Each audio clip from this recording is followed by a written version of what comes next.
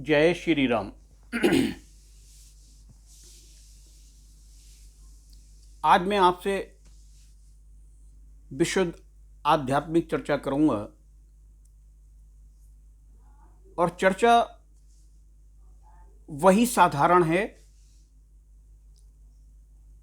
और सब वही बात हैं जो आपने विभिन्न साधु संतों ऋषि मुनियों या पुस्तकों में अध्ययन के दौरान पढ़ी होंगी, लेकिन मैं इनकी पुनरावृत्ति करके या अपने ढंग से आपके सामने प्रोड्यूस करके मैं आपको स्मरण कराना चाहता हूं कि हमारा इस दुनिया में आने का क्या उद्देश्य है। मैं इस चीज़ को पिछले एपिसोड्स में कई बार कह चुका हूं कि बहुत ही पुण्य कर्मों के संचित होने के बाद,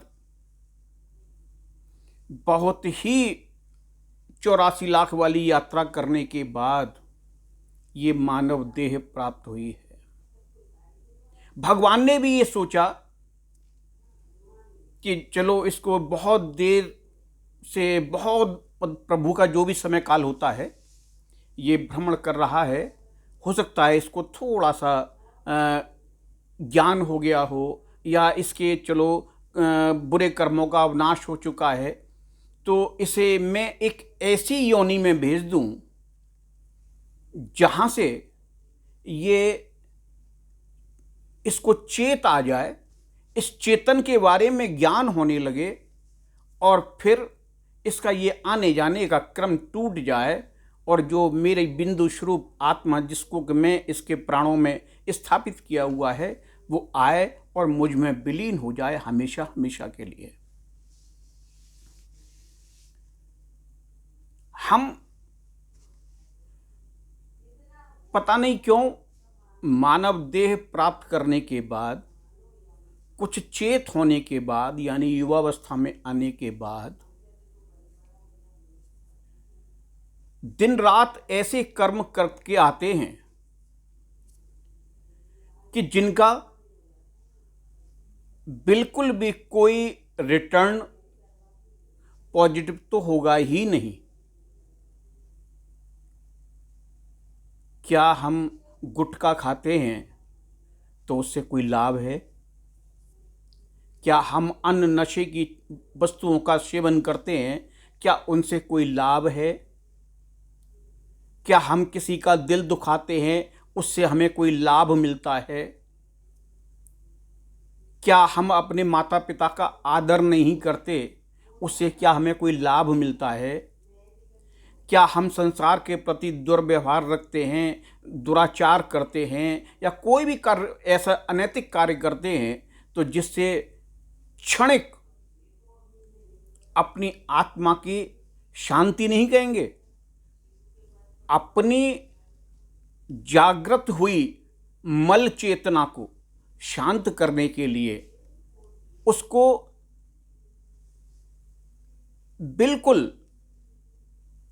अनावश्यक रूप से, जिस आनंद की आवश्यकता नहीं है, उसको लेने के लिए हम जो कुछ भी करते हैं उसका अंत बहुत ही क्षणिक है, बहुत ही कम है।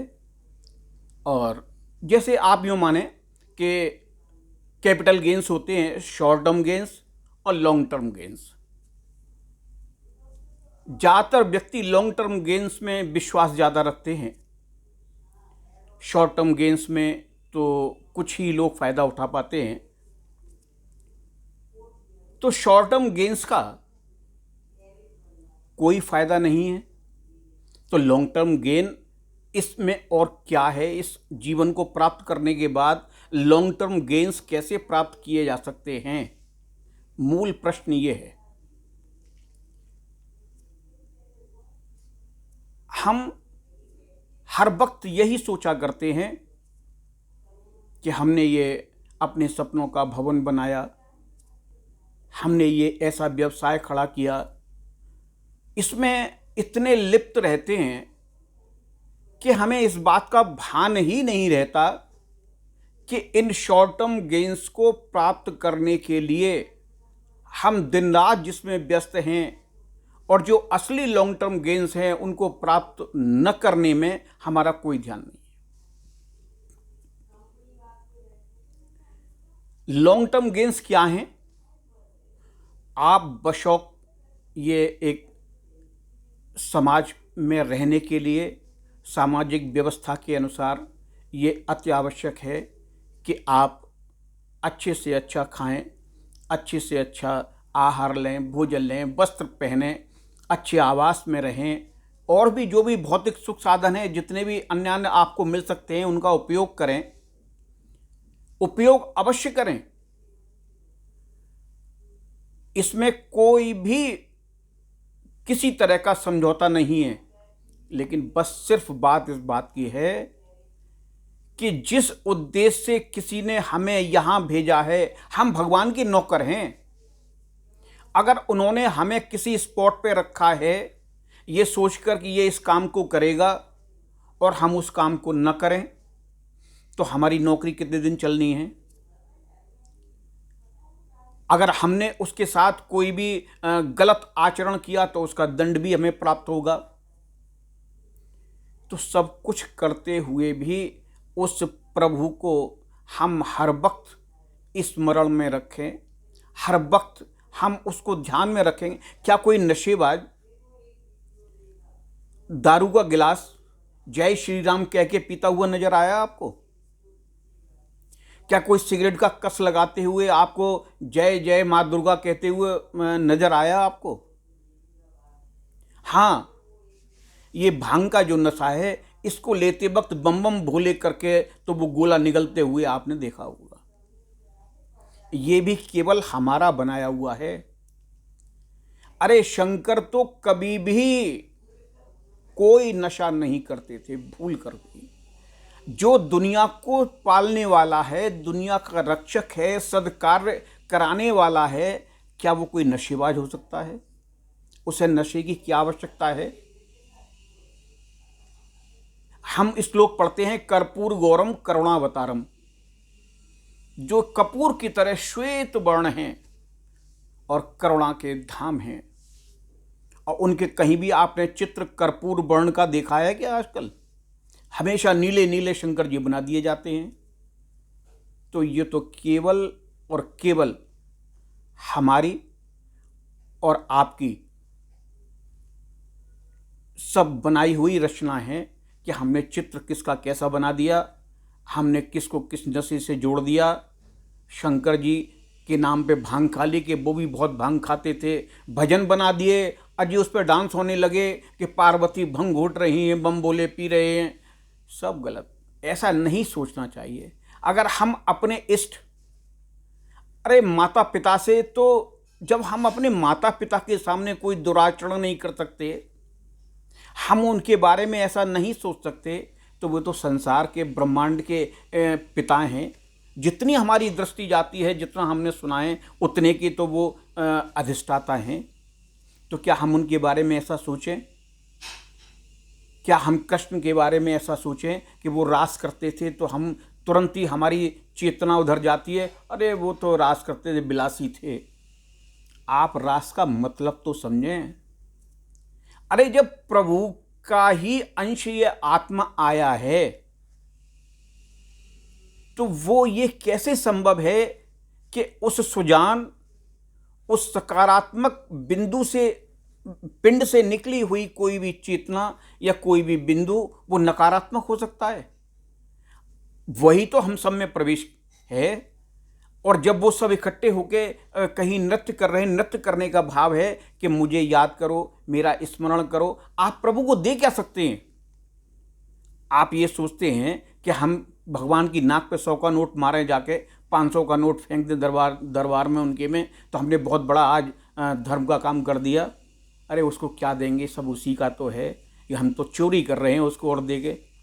ये तो वहाँ उपस्थित रहने वाला जो प्रभु की शरण में दिन रात उनकी सेवा करता है, उस मंदिर की सेवा पूजा करता है, वहाँ साफ स्वच्छता रखता है, प्रभु को स्नान कराता है, प्रभु के वस्त्र बदलता है, उसकी रोजी रोटी कैसे चलेगी? उसके परिवार का कार्य कैसे चलेगा? ये तो सब कुछ उस तरह से व्यवस्था परोई गई कि इस बहाने उस आदमी का भी काम चलता रहे। क्या हम वो 500 का नोट प्रभु को दे रहे हैं? नहीं, ऐसा आप तो कभी सोचना भी मत। और फिर 500 का नोट चढ़ाया और तुरंत आंख बंद की और हाथ जोड़ा, हे प्रभु, कल को मैं ये चाहता हूं कि मेरी लॉटरी लग जाए, कम से 1-2 करोड़ की तो लगी जाए, या ये फलाना मेरा कार्य हो जाए। लाखों गुनी बड़ी डिमांड रख दी सामने। कभी भी ये ध्यान रखना, मंदिर जब जाएं या कहीं भी पूजा स्थान में हो, कहीं भी किसी रूप में प्रभु की आराधना में हो, तो कभी प्रभु से कुछ भी मांगना मत। आपका पूरा वृतांत, आपका पूरा जीवन का साइकिल, पूरा जो जीवन का आपका चल रहा है, दुख सुख परेशानी जो कुछ भी है, सब कुछ वो जानते हैं, सब कुछ उनके पास है। उन मतलब अपनी आधुनिक भाषा में कहें तो उनके कंप्यूटर में सब सेव है। आप ऐसा सोचना भी मत। आप क्या मांगेंगे उनसे? सब कुछ उन्हीं का दिया हुआ है। जो कुछ आप गलत हो रहा है आपके साथ, आप दुख हल्का सा पा रहे हैं जो आप समझते हैं, तो वो आप अपने कर्मों की वजह से पा रहे हैं। प्रभु कभी किसी को दुख और सुख नहीं देते। सब आदमी अपने कर्मों के यथानुसार पाया करता है। तो इसलिए कभी भी प्रभु के सामने हाथ जोड़कर उनके आंखें बंद करके उनसे कुछ मांगना मत। कभी भी कोई आवश्यकता नहीं है। बस मांगना तो क्या मांगना है? क्या मांगना है? हे प्रभु, आपके शिरडी चरणों की अनुरक्ति, आपकी भक्ति, आपका ये सुंदर देह, आपका ये सुंदर विग्रह मेरे तन और मन में ऐसा बस जाए कि मैं जब भी उठूं, सुबह जब मेरी आंख खुले और जब मैं रात को सोऊं, तब तक तो आप मेरे बिल्कुल हर वक्त मस्तिष्क में, दिलो दिमाग में रहें। मैं इस संसार के कार्य सब करता रहूँगा, सब करूँगा जो मुझे करने चाहिए, जो मेरे लिए संसार को सहायता देने वाले, परिवार को सहायता देने वाले, अपने को जो गलत कार्य हैं उनसे दूर रखने वाले वो कार्य मुझसे ना हो। ये तो हमें करना है। और रात को जब मैं प्रभु सो जाऊं तो मेरे स्वप्न में कुछ और ना आए तो आप ही अपनी मधुर झांकियों के रूप में, आप ही अपने मधुर वचनों के रूप में आपका विग्रह मुझे दिखाई दे, आपका मंदिर मुझे दिखाई दे। बस मैं यही चाहता हूँ, यही मांगना है, सिर्फ और कुछ नहीं मांगना। तो मैं, क्योंकि मैं अब बुजुर्गियत की ओर हूँ, मैं 68 साल का व्यक्ति हूँ, तो मेरे पीछे एक पूरा सांसारिक अनुभव भी रहा है। मैं जैसी भी परिस्थितियों में रहा, मैंने सब तरह की परिस्थितियाँ देखता हुआ आज जिस स्थिति में हूँ, मैंने सब कुछ देखा है। तो इसलिए मैं उस आधार पर उसको दृष्टिगत रखते हुए मैं ये चाहता हूँ कि कुछ अच्छी बातें, कुछ अच्छे संस्मरण जो कि मैंने अभी तक आपको कभी नहीं सुनाए न कहे, मैं ये चाहता हूँ कि उन तक आपको लाऊं और फिर आपको एक धारावाहिक से जोड़ूं और एक धारावाहिक आपके सामने पेश करूं, जिससे कि आपको भी मन और आपकी चेतना एकाग्र होकर उस प्रभु की लौ में लग जाए।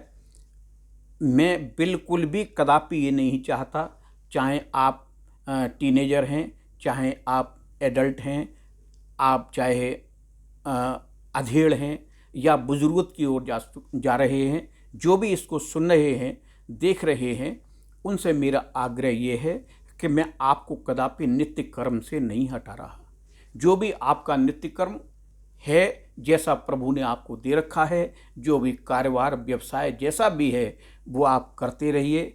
बस आपको 2 ही बातें ध्यान रखनी है, सदैव प्रभु का विग्रह या प्रभु का नाम किसी भी रूप में आपकी जुबां पर रहे। और मैं गारंटी देता हूँ कि अगर आपके दिमाग में प्रभु की चेतना प्रभु का विग्रह और ये प्रभु की उपस्थिति दिमाग में रही तो आप कभी भी संसार में गलत कार्य नहीं कर पाएंगे और आपका सुबह से लेकर शाम तक पूरा जीवन बड़े आराम से गुजरेगा और आप जो भी कर रहे हैं बड़ी सफलता से होगा। ये प्रभु का आशीर्वाद आप पर बना रहेगा।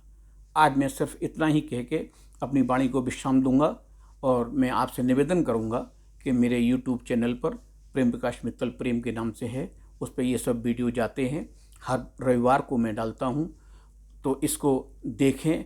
अगर अच्छे लगें तो लाइक करें, शेयर करें, अपने अपने ग्रुपों में आगे भेजें और इससे थोड़ा सा औरों को भी लाभ हो। और फिर मैं धीरे धीरे आपको एक ऐसे धारावाहिक की ओर ले जाना चाहता हूं जो कि मैं आपको सुनाऊंगा, कुछ कथा के माध्यम से, कुछ कहानी के माध्यम से, कुछ सदुपदेशों के माध्यम से, कुछ जो मैंने थोड़ा बहुत पढ़ा है, जाना है, सीखा है, देखा है विगत में, वो सब मैं आपके सामने प्रस्तुत करूंगा। कृपया मुझसे जुड़े रहिए। धन्यवाद।